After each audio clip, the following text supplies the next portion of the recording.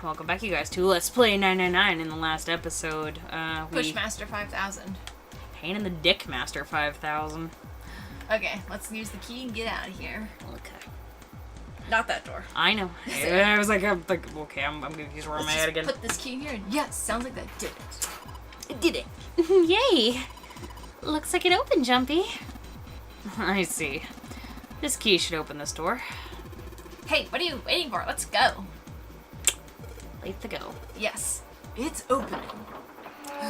Sayonara, suckers. It's outie time. And you found it. it's like anticlimactic. You found it. Anyway, a long hallway, huh? Let's check it out. And we're back. We've seen this elevator before. But we got off on the one on the left a little while ago. Then we went through the number 6 door, and that took us to the engine room. Yes. And after that, we passed through the cargo room. And now we're back here? In other words, we made a loop. We're back where we started. We need a card to get to this point. I don't see a card reader here. Perhaps we aren't able to activate it from this location. Why don't we just try pushing the button? Yeah. Anything is worth a shot. And it did the thing. It works? Wow. Okay. I think so. Good. Now we can go back if we need to. What do we do? Should we go to C deck? No, this hallway keeps going. Even if we do end up going back, I think we should see what's down there first. I agree. Let's go. Someone's awake right now. Looks like it ends here. Only one door. There isn't anything else. It's the only way to go. Alright, let's open it. We all remember what's behind there. It's all behind door number 9. 9. The 9 door. Of course it wouldn't be that easy. Vacant, huh? We finally found it. Jumpy. Huh? Look, behind you. What? A 9 door? Dun dun dun. There's another one? Why? It's 9 no matter how you look at it. The red is there too. So is this the real one? But why the hell are there 2 doors? There were always 2 doors. I mean, if you think about it. 0 never actually said there was only 1 door with a 9 on it. Yes, there's a hidden exit to be found. Seek the way out, a door that carries a 9. Of course, we just assumed there was only 1. After all, why would there be more than 1? Oh man. Jeez. We fell for it. There are 2 doors. That means all 9 people who had made it at the central staircase could escape. No one would be left behind. That don't make sense why the bracelets are numbered 1 through 9. Divided into teams of 4 and 5 people, the digital root of both teams ends up being 9. Take 1, 2, 7, 8, 3, 4, 5, 6, 9, for example. The digital root of both teams would be 9. Or 2, 3, 4, 9, and 1, 5, 6, 7, 8. The digital root is still 9. There are a bunch of combinations that work, and they all end up the same way. If one team is the digital root of 9, so would the other. What does that mean? Oh, The God. answer is simple. At the very beginning, the Nonary game was designed to save all 9 people. You never watched one of the Saw movies that is the exact same thing as this.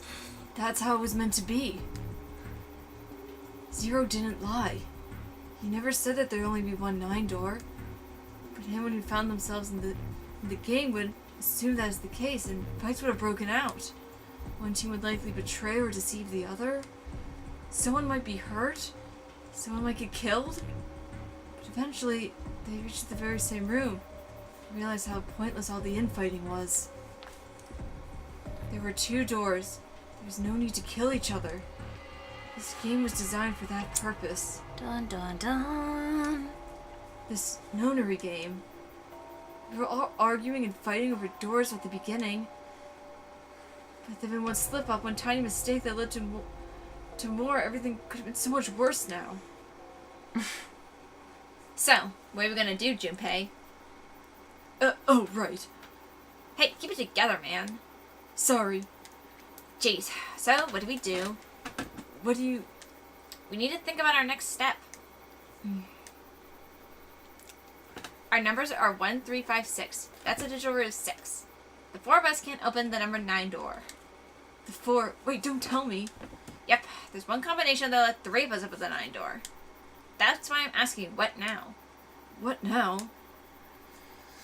Oh boy, oh boy. No, we gotta go back. Yep. I agree. We cannot leave June behind. Are you sure? I don't mind staying. It's okay, there's no way we'd leave you behind. Besides, I'd rather drown at the bottom of the ocean than escape with this sausage fest. Maybe I'll just go to Atlanta. Are you sure you don't mean Atlantis? Oh, right. You guys. Very well. We best head back to C deck then. We'll be able to take the elevator we passed earlier. Perhaps Clover, 7, and Lotus will have returned from door 1. But even if with all 7 of us, standing around here isn't going to accomplish anything, don't you agree? Let's find the other 3 and search for another solution. I guess you're right. Alright, let's go. Yeah. Okay. This really does remind me, there was one Saw movie where, like, all of these people, like, at the very beginning are fighting for their lives and stuff like that, but each trap manages to, everybody could have saved themselves. At the very end of the game, they have to put their hands in a box that has saws and have to give at least, I forget how much, it was like a pint of blood or something, or something along, like, if they all would have lived, they only would have had to give a small amount, but instead the people end up chopping their entire arm pretty much in half to do it. It's like, that's exactly, I'm like, oh boy, That's why people describe this game as like Saw and Professor Layton combined into one. pretty much. That's literally what I'm Come thinking. to think of it, 999. what is this room? We were so focused on the doors we didn't even look around. Like I said, it feels like a It looks cathedral. like a setup for some sort of ceremony. What kind? It does feel like a cathedral. I think that's what it is supposed to be. Yeah, it's like the pinnacle, you know? Yeah. A coffin? What on earth is a coffin doing in a place like this? Hey, Junpei, what the hell are you doing? Let's move. Oh, right, I'll be right there. Bye.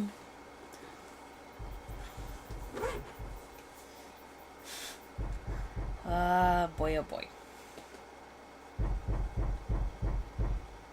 Is the bang-a-rangin'? Yeah, I think so. Bang-a-rangin', bang-a-rangin'. Anyway, back up we go. I'll ignore that and go back upstairs. Let's go meet with our friendships. Quote unquote. Looks like it's... 7 and Lotus. We've got a problem. Clover's gone. What? What do you mean gone? When? Why? You two went into door 1 with Clover, didn't you? Yeah, we went through the door together. But Clover barely spoke to us. She just did her own thing the whole time. And there were 4 rooms on the side of door 1. She wouldn't let us into the 4th room. She just said, I'll take care of this one. And shut the door. She must have blocked it with something on the other side. We waited for a while, but Clover didn't come out. We called for her, but she didn't answer. So I kicked the door and we went into the room. But It was empty. Clover wasn't there. There was a door on the other side of the wall. And it was open. We figured she'd open the door and left it by herself. We ran after her, of course, but Well, obviously we didn't find her. You figured out that much. Clover's gone. When did this happen? Well, we just got here. We got her here right just before you. you certainly have excellent timing. So you haven't searched anywhere other than near the staircase? No, we haven't. But very well. Then we best separate and look for Clover. We haven't much time left. Let's begin. Yeah. Oh dear, oh dear. She's not here. No, she isn't. There's no sign of her. Let's go.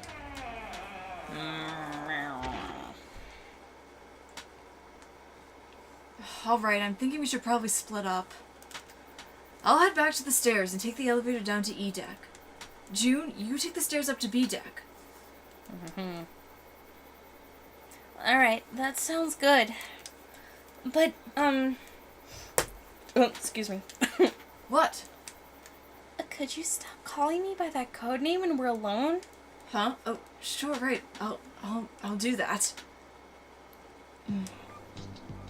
Jumpy? Oh, no, it's nothing. Alright, I'm going. Oh, that's you. Alright, I'm going then. Stop talking like me, Junpei. God! Well, we're both going, so be careful, Connie. You be careful too, Jumpy. Yeah. Take care.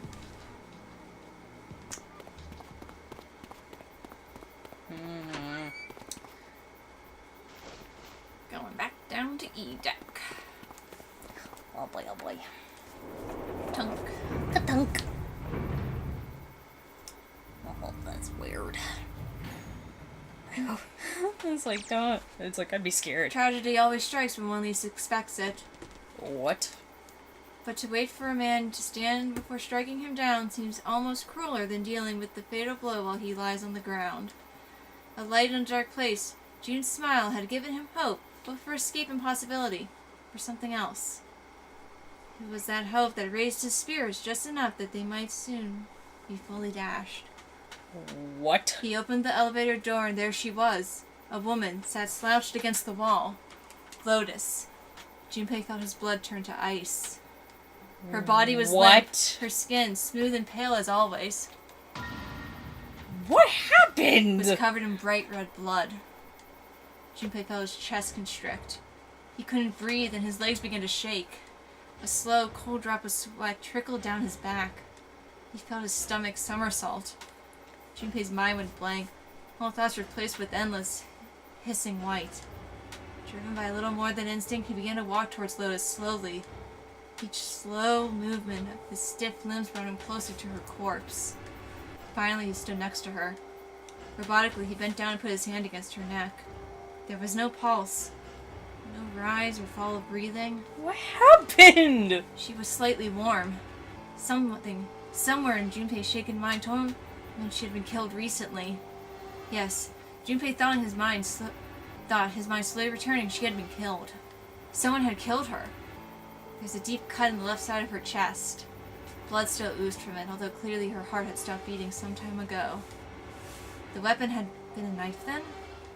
Perhaps she had been stabbed in the heart once. She would have died immediately. He took little comfort from knowing that she must have suffered very little.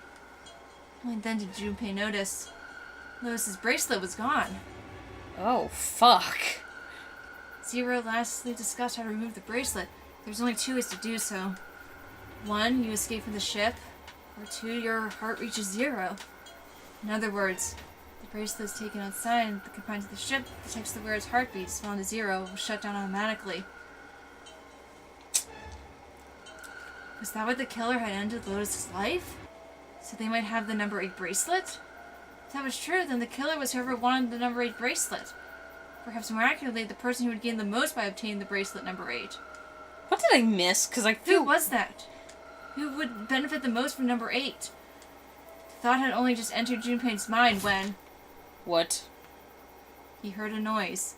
It sounded like a sharp knife cutting through wet meat. Oh. It struck him as strange that the noise came from inside his own body. Oh my A moment god. later, the pain hit him. It wasn't merely pain. There was heat. Extreme heat as well. He felt as though molten iron had been splashed against the side of his body. Finally, his brain made the connection. He had been stabbed. But where? His body quickly going numb, he couldn't tell where the knife had met his flesh. Given the circumstance, however, he had almost likely been stabbed in the back. Whoever had killed Lotus had now done the same to Junpei as well. His voice, a little more than a weak groan. With what little strength he had left, Junpei turned in his body, trying to catch the glimpse of his attacker. But as he did, the knife dug deeper, twisting viciously. He collapsed to the floor, puppet with its strings cut. His arms and legs lay where they fell, oddly twisted and awkwardly positioned. Junpei's body was entirely numb. He could feel blood leaking out of him, but nothing would move. Nothing save his eyes. As he lay on the floor, his life ebbing away, Junpei finally saw his attacker. 2 tiny images of the killer reflected in his eyes. With bad recognition came nothing. He felt no emotions, not anger, not sadness, not regret. The paralysis that had claimed his body had reached his mind. His killer glanced down at his body.